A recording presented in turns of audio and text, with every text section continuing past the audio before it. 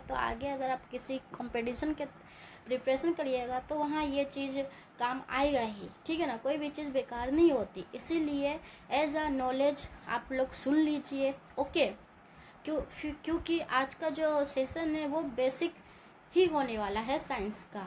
उसके बाद जो नेक्स्ट वीडियो आएगा फिर हम लोग एनसीईआरटी बायोलॉजी 11th का फर्स्ट चैप्टर से स्टार्ट करेंगे, okay.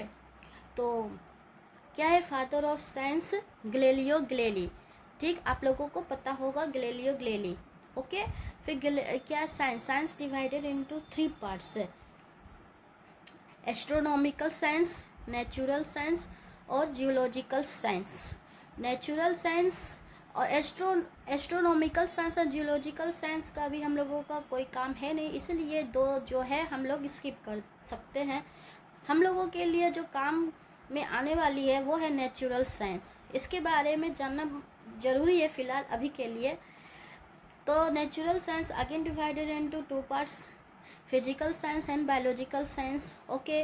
Physical science again divided into 2 parts, physics and chemistry, physics and chemistry, okay. And most important point जो है बायोलॉजिकल साइंस, जो हम लोगों के लिए बहुत बहुत ज़्यादा इम्पोर्टेंस है, इसके बारे में नॉलेज तो एकदम होना बनता है बच्चों, ठीक है ना। तो biological science again divided into botany and zoology, okay, botany and zoology. फिर father of botany, very very importance, okay, very very importance. Botany, father of botany Theophrastus, zoology, father of zoology Aristotle, इसे हम लोग father of biology भी बोलते हैं, okay. तो father of science कौन था? Galileo Galilei. Father of biology Aristotle, इसे हम लोग जूलॉजी का भी फादर बोलते हैं, ओके। ओके बच्चों, यहाँ तक आप लोगों को कोई प्रॉब्लम नहीं हुआ है ना समझने में? चलिए हम लोग फिर आगे बढ़ते हैं। तो बायोलॉजी, ओके।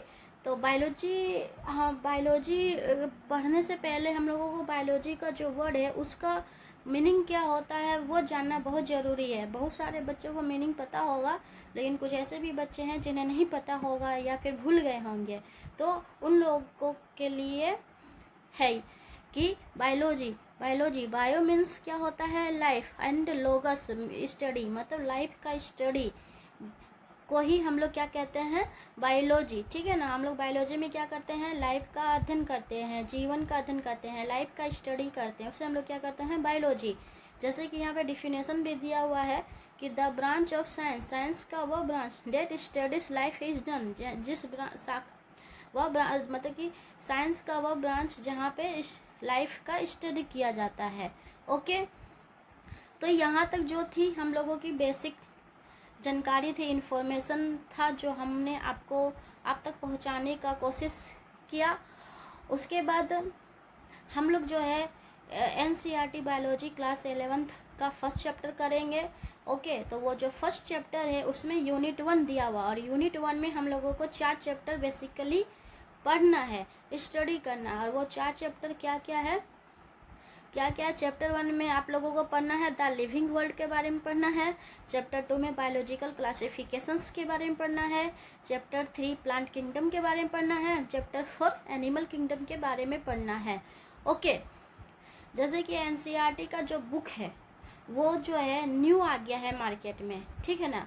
लेकिन न्यू एनसीईआरटी का जो बुक है उसमें बहुत सारी चीज़ें जो है स्किप कर दिया गया है, हटा दिया गया है, ठीक है। और हमें लगता है कि वो जो चीज़ें हैं ना, नहीं हटाना चाहिए था, क्योंकि वो सब चीज़ें आप लोगों के लिए बहुत, मेरे अकॉर्डिंग टू मी, ज़्यादा इम्पोर्टेंस रखता था, ठीक है।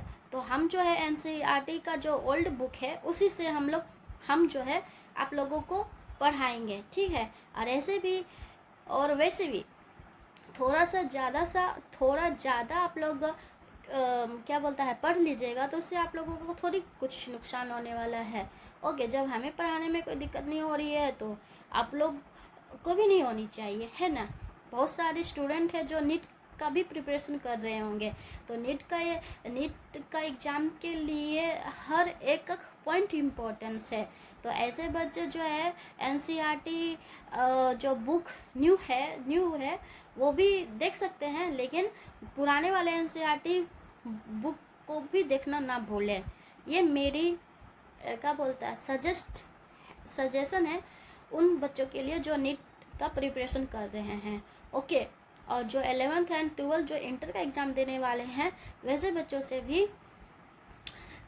बच्चों को भी मेरा है राय कि वो भी जो है मतलब कि एनसीईआरटी का जो ओल्ड बुक है उसको ना छोड़े, ठीक है ना। हो सके तो उसी से ही पढ़ाई करिए, ठीक है। और ओके, तो हम लोगों का जो नेक्स्ट वीडियो है वो बेस्ट रहेगा एनसीईआरटी बायोलॉजी साइंस का फर्स्ट चैप्टर क्या है, द लिविंग वर्ल्ड। लेकिन उससे पहले हम लोग यूनिट 1 में जो दिया हुआ है diversity in the living world, एक पैराग्राफ दिया हुआ है, फिर उसके बाद साइंटिस्ट दिया हुआ है।